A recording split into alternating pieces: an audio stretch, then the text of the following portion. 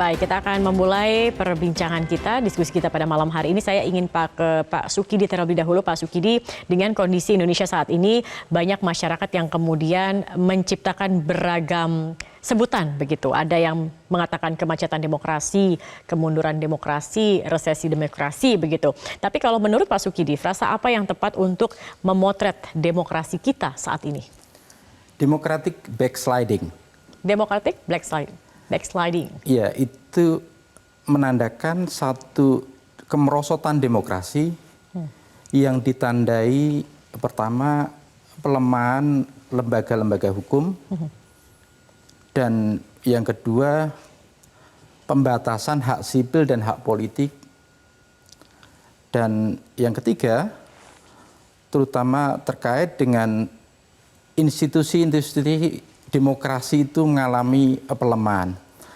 Pertama, pelemahan institusi-institusi demokrasi ini terlihat pada bagaimana demokrasi kita itu ditelikung melalui jalur hukum. Jadi kalau dulu demokrasi itu mengalami crackdown itu melalui kudeta militer, melalui jalan kekerasan, sekarang melalui instrumen hukum. Hukum dimanipulasi demi kepentingan segelintir orang. Ini lebih berbahaya dari agresi militer? Ini lebih berbahaya. Lebih berbahaya karena konteksnya adalah justru demokrasi dibunuh oleh pemimpin sipil yang lahir dari instrumen demokrasi itu sendiri. Dan pelemahan institusi hukum kelihatan sekali terlihat pada bagaimana hukum-hukum ini begitu dilemahkan dan lebih parah lagi dipimpin oleh orang-orang yang secara moral bermasalah.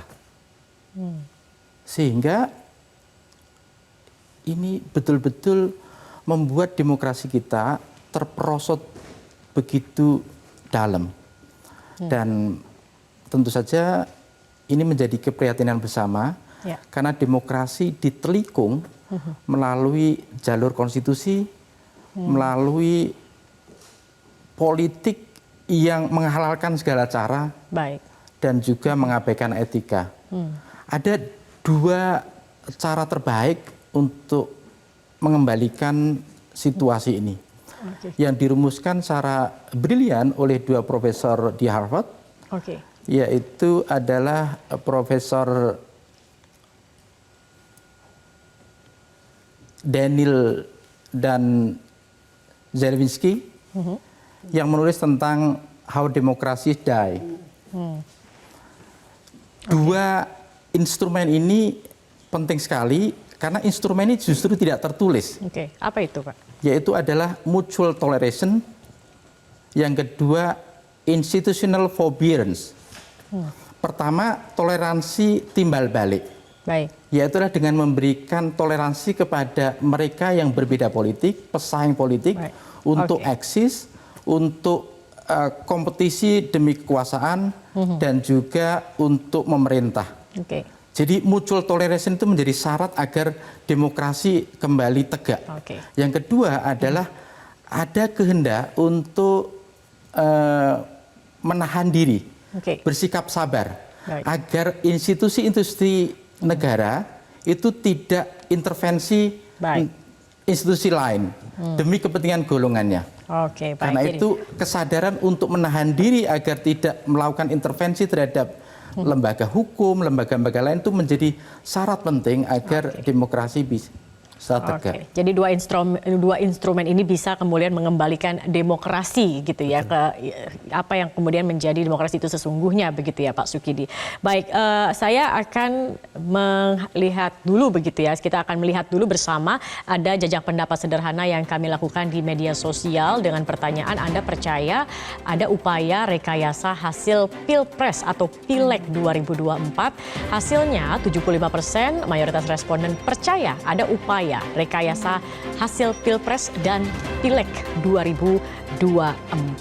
Nah, kalau kita melihat juga begitu, Romo Beni kemarin di rapat dengan Komisi 1 begitu ya, netralitas TNI dipertanyakan, bahkan sudah dibentuk panja netralitas TNI. Dan saat penetapan nomor urut juga kecurangan ini menjadi sorotan. Menko Polhukam juga mendapat laporan dugaan kecurangan di 5 provinsi terkait dengan pemilu ini. Kemarin yang terbaru juga viral, ada ASN yang curhat, sudah ada pengarahan begitu untuk memilih salah satu pasangan calon. Kalau kita melihat kepercayaan adalah rasa, bagaimana kemudian untuk mengembalikan kepercayaan publik, Romo? Ya, trust itu kan harusnya kan menjadi acuan ya dalam segala hal. Tetapi trust itu harus muncul dari kehendak baik yang disebut para pemimpin yang top leadernya. Kalau top leadernya itu penyelenggara negara itu memang antara kata dan perbuatan satu, antara panggung depan dan belakang satu, itu nggak masalah.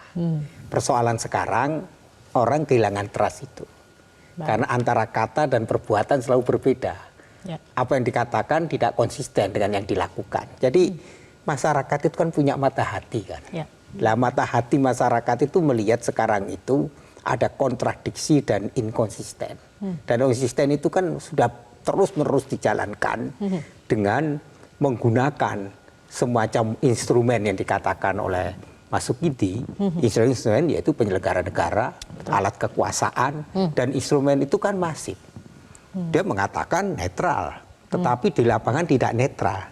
Jadi inilah kontradiksi. Lah, apa yang menarik, yang dikatakan Yusuf Kalla itu menarik sekali. Kalau pemimpin top manajernya, dalam arti pemimpin negaranya itu bersikap netral, dia mengatakan contoh Ibu Megawati. Dia bagaimana negarawan, di mana dia yang dikatakan oleh Mas Sukidi, dia tidak cawe-cawe. Dia menahan diri untuk tidak berintervensi. Maka jika mengatakan andai kata waktu itu Megawati menggunakan kekuatannya, pasti menang. Tetapi mengapa dia bisa kalah? Karena menurut JK, Ibu Mega menahan diri. Jadi kita sekarang menghadapi krisis negarawan. Dan kalau negarawan, maka dia patuh kepada konstitusi, patuh bagaimana dia sebagai penyelenggara negara, karena itu dia bersikap adil untuk semuanya. Tetapi ketika agenda tersembunyi, putra mahkotanya maju, orang mulai bertanya, apakah ada kenetralan itu? Lah kalau publik sekarang tidak yakin, itu karena jangan disalahkan publik, karena ada sebuah fakta-fakta inkonsisten. Jadi mengembalikan demokrasi itu ya harusnya belajar menahan diri, tidak lagi cawe-cawe dan mengatakan saya tidak akan intervensi dan saya buktikan dengan tindakan.